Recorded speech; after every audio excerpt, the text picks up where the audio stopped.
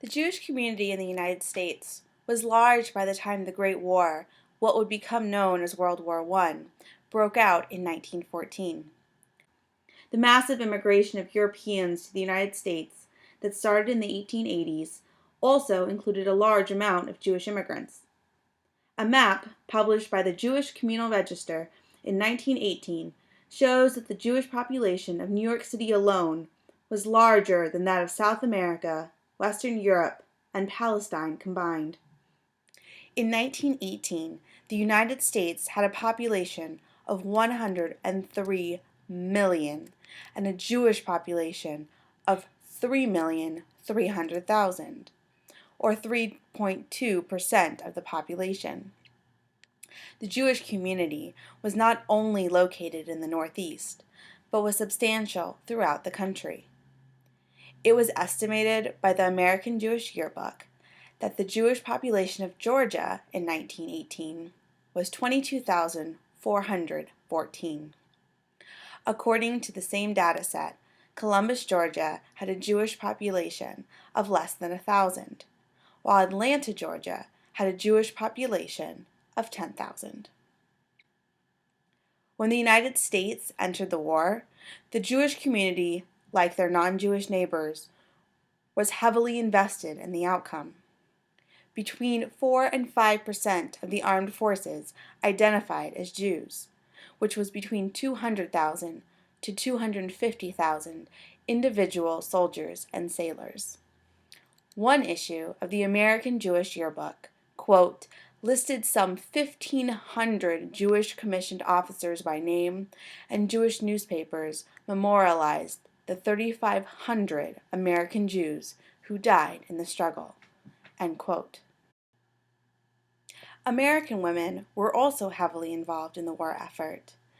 There were nurses working both on the front lines and on the home front with the wounded, as well as women who helped by sewing, selling war bonds, and working in factories. The Jewish American women were no different than their non-Jewish neighbors in this regard.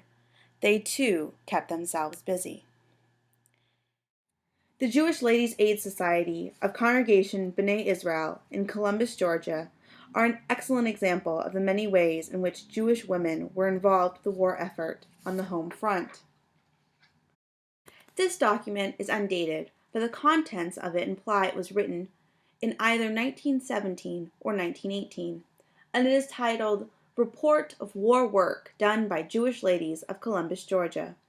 It is a part of the Jacob Rader Marcus Center of the American Jewish Archives collection of the meeting minutes kept by the Jewish Ladies' Aid Society of Congregation B'nai Israel in Columbus, Georgia. The location of the congregation is important, as it was the location of a new army camp starting in the fall of 1918. The United States had only entered World War I in April of 1917, 3 years after the war began. The new Army Infantry School was moved from Fort Sill, Oklahoma, to Columbus, Georgia, and was called the Infantry School of Arms at Camp Benning.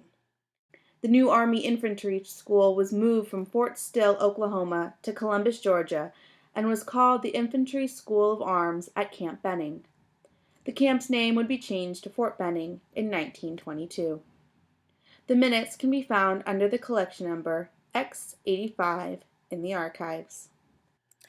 This is a unique document in the collection because it was considered important enough to be typed versus handwritten. The minutes in the collection are all handwritten, except for a few notices.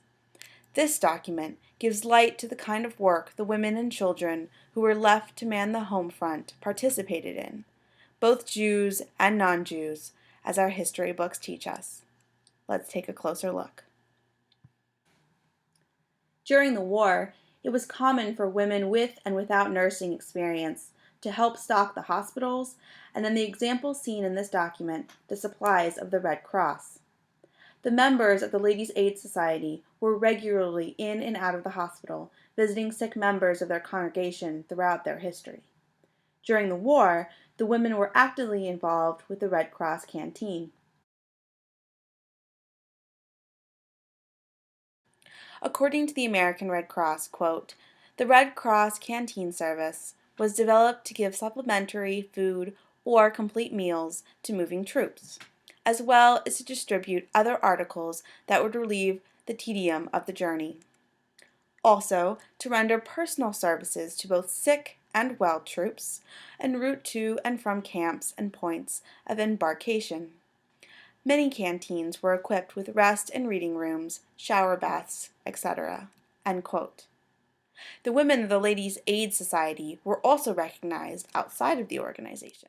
Mrs. Ben Gerson, a prominent member, is given special mention in the document for, quote, being selected as chairman of this, the knitting department. Beside her regular duties of inspecting and correcting every article turned in, she also laundered, shaped, and packed for shipment 800 pairs of socks, a total of 105 sweaters, and 125 pairs of socks were knitted by our Jewish ladies. End quote. It was not only the women who stayed busy, but the children as well. The document states, quote, "Our children, as Junior Red Cross workers, did their bit in knitting and sewing garments for Belgian women and children." End quote. The importance of the hours spent to these various projects, as well as the money raised, cannot be overemphasized. Throughout the war, the home front worked hard to supply the soldiers abroad and care for them when they came home. The last section of this document is one I personally found fascinating, as it shows how long the Boy Scouts have had Jewish members, and the impact the Boy Scouts have had on their communities. According to the Boy Scouts of America, Jewish Americans have been active as scouts since 1916. This would mean that the boys discussed in this document were some of the first Jewish boys in the Scouts, which would explain why there were only a few of them. Quote, "The Boy Scouts deserve special mention, and the following is a copy of their work by one of them. There are 5 Jewish Scouts, making a total of 71-3/7% of the boys of age join the Scouts. These boys rank high in their troop. Their ranks are as follows: 1 first-class scout, 3 second-class scouts, and 1 tenderfoot scout.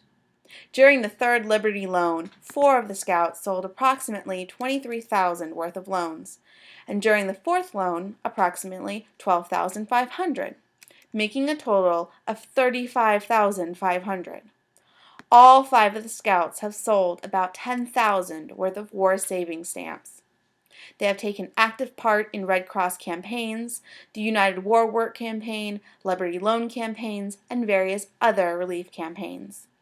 They are always willing to do a good turn and have done countless ones. 4 of the scouts have received medals for both the Third and Fourth Liberty Loans, and 2 have received War Savings Stamp medals and several palms. The others should have had the medals, but they have not come yet." End quote.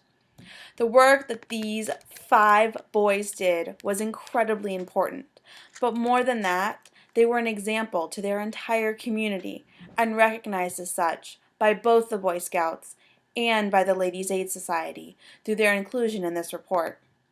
This ended the report and was signed by 2 representatives of the group. There are many more examples of the daily lives of Jewish Americans in the collection of the Jacob Rader Marcus Center of the American Jewish Archives, but I hope this glimpse into a single document has opened your eyes to the possibilities of what can be discovered in the collection.